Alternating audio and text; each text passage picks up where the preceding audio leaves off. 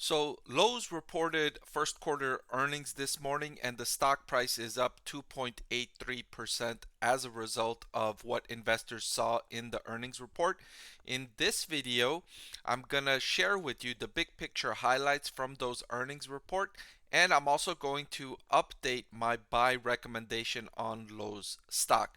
Coming into the earnings, I had the stock rated as a buy. At the end of the video, I will update that recommendation and let you know if I've changed it from a buy to something else. Let's get right. Revenue of 22.35 billion was down from 23.66 billion in the same quarter last year. Earnings per share, however, was $3.77, an increase from $3.51 in the same quarter the prior year. So earnings increased while sales decreased. That's impressive. How did Lowe's do that? Primarily by decreasing sales and general administrative expense spending. So they reduced that to 3.8 billion, down from 4.3 billion in the same quarter the previous year, a $500 million decrease in SG&A expenses.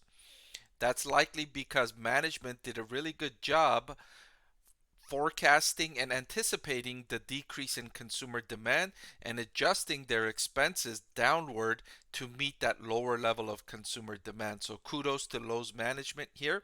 And also I will take this moment to say that Lowe's has been one of the few companies that's handled the pandemic years excellently. There's a lot of companies that experienced big booms and drop-offs during the pandemic. It was an extremely difficult time to manage your business with unprecedented circumstances, demand soaring and then crashing. You just didn't know how to handle what was going on because it's never happened before. Many companies made huge mistakes, Peloton being one of the most notable ones. But one of the ones that did a really good job was Lowe's. They managed the pandemic soar in demand, and they're managing this decrease in demand well. Comparable store sales decreased by 4.3%. This was driven by lower lumber prices and bad weather in California. This is similar to what Home Depot reported about a week ago.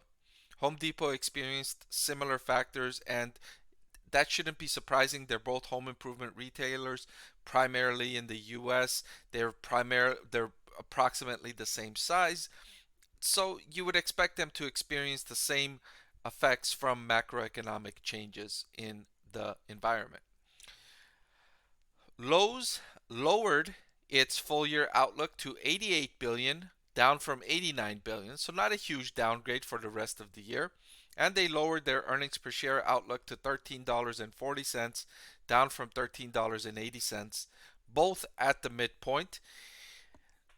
And so you might ask, after a quarter like this where revenue decreased and the company lowered the target for the year, why is the stock price up by almost 3%? Well, it was because this was better than feared. I mentioned earlier that Home Depot reported results about a week ago, so investors were already anticipating bad news coming out of Lowe's. The good thing was that the bad news wasn't as bad as they were expecting. So it was better than feared, which caused the stock price to increase today by roughly 3%. So to update my recommendation on Lowe's stock, I still recommend Lowe's stock as a buy. The stock is not expensive. It's got a good management team, and home improvement, specifically Lowe's and Home Depot, have a strong competitive advantage that makes it difficult for any outside rival to come in and take their market share. So while the near term is going to be choppy as consumer demand reverses from the pandemic boom, longer term, I like Lowe's stock as an investment.